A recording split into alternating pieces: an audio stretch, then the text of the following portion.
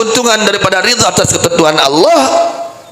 Wa ammal faidatu fil ma'al, keuntungan kegunaan ridha atas ketentuan Allah kelak di akhiratnya bagaimana orang yang hidupnya ridha atas ketentuan dari Allah, baik yang manis maupun yang pahit, baik yang enak maupun yang tidak enak, ya, dia tetap ridha atas ketentuan Allah.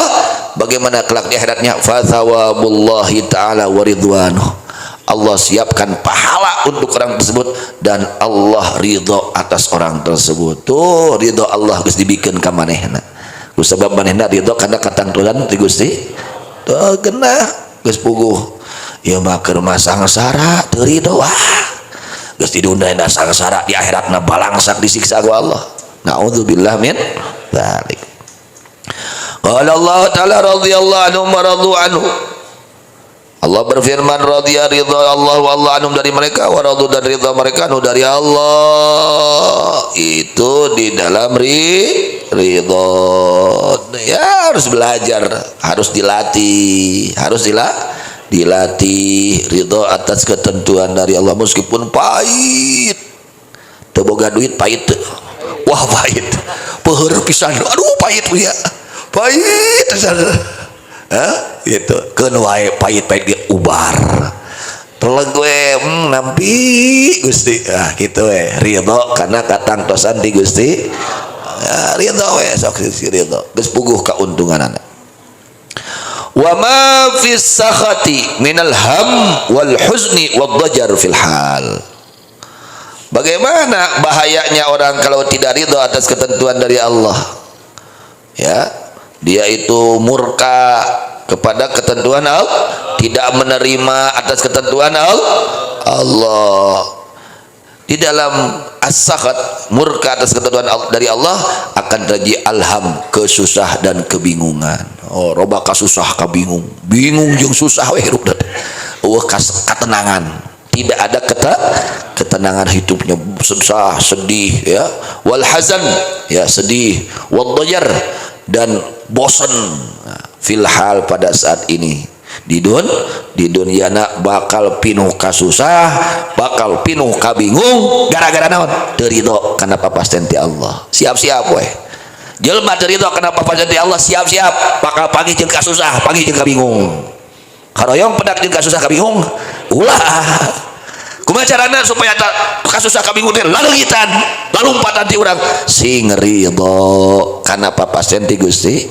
Nah itu kalau kita nggak ridho udah, ya, hidup kita banyak kesulitan, banyak kesusahan. Kabeh ditentukeun ku Allah atuh non hesena kari ridho. Itu di dunianya. Bagaimana di akhiratnya? Wal wizri wal uqubati fil ma'al bila faidah, dia mendapatkan dosa dan mendapatkan siksaan kelak di akhiratnya. Tuh di dunia naga susah wae, bingung wae, teu aya katenangan, di akhiratna disiapkeun azab ku Allah. Keur jalma nu teu ridho kana katangtosan ti Gusti Allah. Idil qadau nafidatun, karena ketentuan Allah pasti akan terjadi. Terjadi apa yang ditakdirkan oleh Allah ya pasti terjadi. Nggak bisa kita menolaknya, menahannya, ya. Hanya kita mah memohon kepada Allah, berdoa agar diselamatkan gitu. Tentu harus kita melaksanakan sabab-sabab keselamatan, sabab-sabab kesuksesan kita laksanakan, tapi ketentuan Allah pasti akan terjadi gitu. Idil qada'u nafidun, karena ketentuan Allah adalah yang terjadi, yang langsung, yang, ya, nafid, ya, yang terjadi. Fala yansarifu bihammika wa sakhatika, maka tidak berpaling itu ketentuan Allah dengan susahnya kamu, dengan murkanya mau sugan ku murka ku ngewa ku amak jadi leungit kasusahan ngeri kejadian itunya katangtosan Allah teu leungit ku sabab susahna urang, ku sabab bingungna urang, ku sabab teu narimana urang, teu leungit. Katangtosan Allah mah pasti akan terjadi. Wal aqil, bahwa orang yang berakal la yakhtarul hamma bila faidatin mal wirzi uqubah, orang yang normal akalnya, orang yang sempurna akalnya, yang tidak error, la yakhtaru, dia tidak memilih al-hamma akan kesusah kebingung bila faidatin tanpa ada gunanya. Susah bingung kusabab naon teu narima kana papasten ti Gusti ada teu diganyar susahna teu diganyar bingungna teu diganyar mun kitu mah susah mikiran can bisa salat khusyuk itu mikiran hayang bisa khusyuk salat can bisa ikhlas mikiran sama susah mikiran kitu mah diganjar gitu kumaha ni can soleh wae geus kolot geus huisan geus incuan deh eta mah sae eta mah susah bingungna diganjar nu kitu mah ya mah kumaha susah bingung kalaka merotes wae ka Gusti nah Gusti kieu nah ka Gusti eta mah teu diganjar susahna eta mah bahkan eta mah kasusah kabingungna ge dibarengan ku siksaan Allah disiapkeun siksaan Allah ka dia akhiratna. Nah, orang yang sempurna akalnya, orang yang normal akalnya, dia tidak akan memilih kesusah tanpa ada gunanya. Bahkan itu kesusah disertai dengan dosa dan siksaan. Ala rohatil galbi wa thawabil jannah. Ya, atas kesenangan hati, ketenangan hati dan pahala surga. Orang yang berakal dia tidak akan memilih kesusah tanpa ada gunanya. Meninggalkan ketenangan hati dan pahala surga. Lamun ridho hati itu dah. Mun ridho sawarga disiapkan. Nikmat kubur disiapkan ku Allah. Lamun ridho. Nah, orang yang berakal pasti dia akan memilih ridho. Tidak memilih kesulitan, kebingungan ya tanpa ada gunanya. Wal aslu tsani ma fi sakhat min azmil khatar wad darar wal kufr wan nifaq. Pokok yang kedua, adalah perkara fisakhat di dalam murka. Ya, artinya murka tidak ridho atas ketentuan Allah. Naon bahayana di mana jelma teu ridho kana ketangtosan di Allah. Ya, hati-hati ya, bahaya orang kalau tidak ridho atas ketentuan dari Allah. Yaitu besarnya bahaya, besarnya kekhawatiran, besarnya al-khatar ya, bahaya wad darar dan darar wal kufri dan kekufuran wan nifaqi dan kena munafikan dihariwangkeun ditakutkan orang kalau sukhut murka atas ketentuan Allah dia akan terjadi kemunafikan terjadi sifat kemunafikan di dalam hati atau kekufuran di dalam hatinya bahaya itu daripada bahayanya tidak ridho atas ketentuan Allah kecuali Allah mengampuninya. Wa ta'ammal qaulahu ta'ala lenyepan dauhan Allah taala. Bagaimana Allah berfirman, "Fala wa rabbika la yu'minun hatta yuhaqqimuka fima syajara bainahum thumma la yajidu fi anfusihim harajan mimma qadaita wa yusallimu taslima." Kata Allah, maka demi Tuhanmu mereka tidak beriman. Ini sedang menceritakan orang-orang munafik yang mereka tidak mau memakai hukum Allah. Mereka tidak mau datang ke Nabi Muhammad sallallahu alaihi wasallam minta aturan ketentuan hukum dari Allah, enggak mau. Nah, maka Allah mengatakan, "Fala wa rabbika," demi Tuhanmu mereka tidak beriman. Tapi bisa coplok iman, diragukan keimanannya orang yang tidak mau menerima ketentuan hukum dari Allah.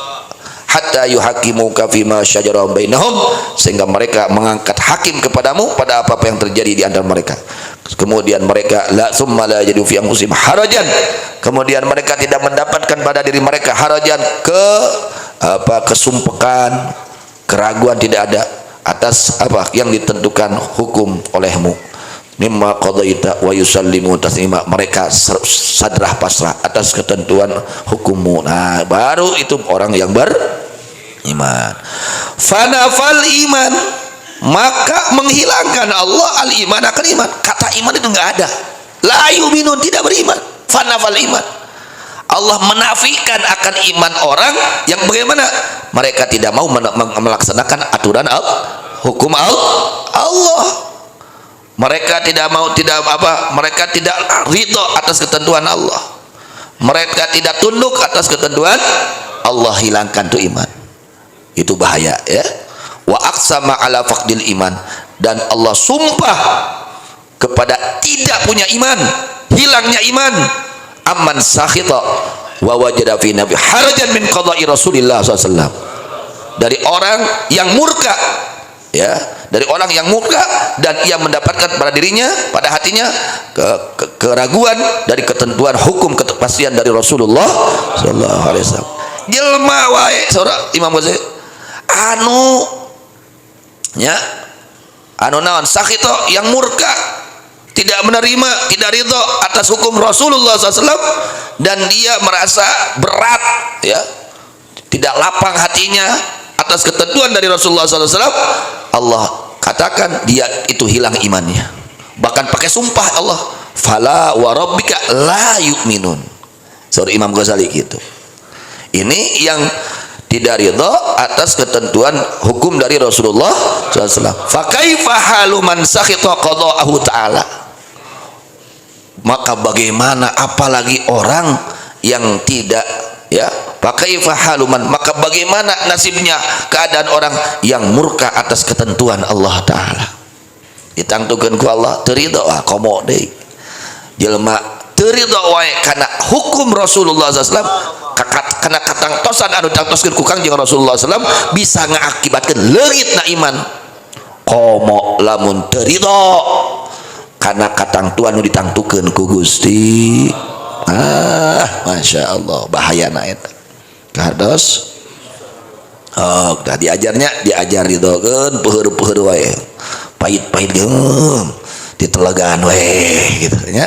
Nu penting mah di akhirat selamat ridho Allah kengeng ka sawarga nya, disiapkeun surga ku Gusti Allah. Itu salah satu penjelasannya. Kemudian walau anna katabna alaihim an iqtulu anfusakum aw ikhruju min diyarikum. Walau anna, dan jikalau sesungguhnya kami Allah katabna adalah mewajibkan kami Allah alaihim kepada mereka an, yakni uqtulu harus membunuh kalian anfusakum akan diri kalian, aw ikhruju atau keluarlah kalian min diyarikum dari rumah-rumah kalian, sebagaimana kami telah tetapkan kepada Bani Israel, ma fa'aluhu illa qalilum minhum, maka mereka tidak akan mengerjakan atas yang ditentukan oleh Allah kecuali yang sangat sedikit dari mereka. Umat dahulu itu kalau ingin tobat harus dibunuh. Tuh gitu umat dahulu. Kalau umat baginda Nabi Muhammad SAW ringan taubatnya, menyesal, meninggalkan dosa, dan niat tidak akan mengulang kembali. Tapi umat dahulu wah harus dibunuh, hayang dihampura dosa teh tah urang sing syukurnya jadi umat Kangjeng Rasulullah sallallahu alaihi wasallam. Itu yang hubungannya dengan Allah. Dosanya kalau hubungan dengan makhluk Allah minta maaf, minta halal, itu seperti itu. Walau annahum fa'alu ma yu'adzuna bihi lakana khairan lahum wa ashadda tathbita. Dan jikalau sesungguhnya mereka orang-orang munafikin mengerjakan atas apa-apa yang dinasihati mereka, yaitu taat kepada Rasulullah sallallahu alaihi wasallam, ngagugu we ka Rasul. Lamun marana ngagugu ka Rasul, maka pasti itu taat kepada Rasul menjadi kebaikan untuk mereka, wa syadda tathbitan, dan lebih menetapkan kepada keimanan mereka. Tambah paguh, tambah kuat iman teh di mana hirup urang ngagugu ka Kangjeng Rasulullah sallallahu alaihi wasallam. Jadi kahadean keur urang teu aya rugina jelema nu taat ka Rasul mah. Jadi kauntungan, kabagjaan, kaberkahan keur urang. Wa idzan, dan ketika demikian ilau sabatullah, apabila tetap mereka di dalam ketaatan kepada Rasulullah SAW, ngagugu we ka Rasul, la atainahum min ladunna ajran azima. Kata Allah, kalau mereka menetap di dalam ketaatan kepada Rasulullah, ya, menerima ketentuan dari Rasulullah SAW, maka pasti aku akan memberi kepada mereka dari sisiku pahala yang sangat besar, yaitu surga. Ngagugu we ka Rasul tuh sawarga geus disiapkeun ku Allah. Keur jelema nu ngagugu taat ka Kangjeng Rasulullah sallallahu alaihi wasallam. Wala hadainahum siratan mustaqima, dan sungguh akan kami beri petunjuk mereka kepada jalan yang lurus. Artinya apa?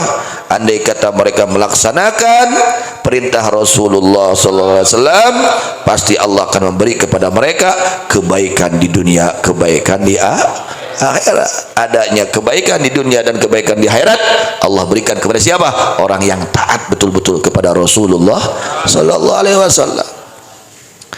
Qala ba'du sahabati, setelah berkata sebagian sahabat lin Nabi kepada baginda Nabi Muhammad sallallahu alaihi wasallam, kaifa naraka fil jannah wa anta fid darajatil ula. Ya Rasulullah, bagaimana kami bisa melihatmu kelak di akhirat, kelak di surga? Kalau kamu masuk surga tentunya kamu ini di tingkatan yang paling tinggi, sedangkan saya wa nahnu asfalu minka, saya paling bawah. Saya takut nanti nggak ketemu di surga dengan kamu. Masya Allah, saking cintanya para sahabat Nabi Muhammad sallallahu alaihi wasallam. Mereka itu sangat, yang dikhawatirkan tidak bertemu dengan Nabi nanti di surga. Takut nggak ketemu sama Nabi. Ayo orang saya sieun teu panggil Rasul ke di akhirat. Aya kasieun kitu-kitu. Tah. Hari-hari we aja. Hari-hari we urang banyak ka Rasul. Ieu nu aragung para sahabat baginda Nabi Muhammad SAW, mereka mengkhawatirkan andai kata ya masuk surga, takut gak ketemu sama Nabi nanti di surga. Apa artinya nikmat surga jika tidak bertemu dengan Rasulullah SAW? Itu hati mereka, cintanya mereka para sahabat kepada baginda Nabi Muhammad SAW. Nu kabita teh lain sawargana, ku sabab eta di sawarga aya kanjeng Rasul eta. Nu dipikabita ku para sahabat teh aya Kangjeng Nabi Muhammad sallallahu alaihi wasallam. Saking cintanya mereka.